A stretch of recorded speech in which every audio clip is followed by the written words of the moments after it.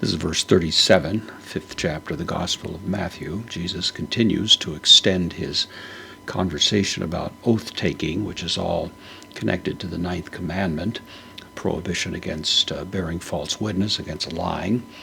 And, of course, some people would excuse lying by feeling that only if they took some kind of oath, in which they, in a sense, are invoking some holy object to stand and bear witness to support the statement they're making, and that is, of course, presumptive somewhat in the extreme. And so Jesus is condemning that and reaches now really the conclusion of the matter, which we have here. Esto, this is from eimi, I am. It's an imperative, third person singular, present active imperative. So let it be would be the idea. The subject in view here is ho logos, so the word humon of you, second person genitive plural pronoun, so in the postpositive, so let it be, let the word of you be, and then nai, this is the word for yes, followed by oo, which is the word for no. So let your word be either yes, or at the most, yes, yes, as if to give a little emphasis to it without invoking some kind of holy object to attest your truthfulness, and at the same time, ooh, which would be no, no.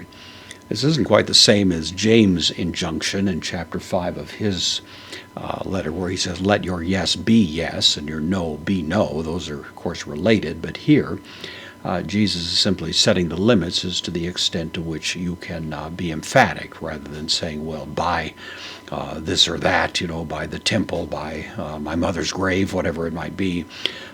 He wants to restrict us and have a simplicity that would be at its most extreme, simply repeating the affirmation, yes, yes, or no, no. Then he says to, this is the nominative neuter article, to da. Perison.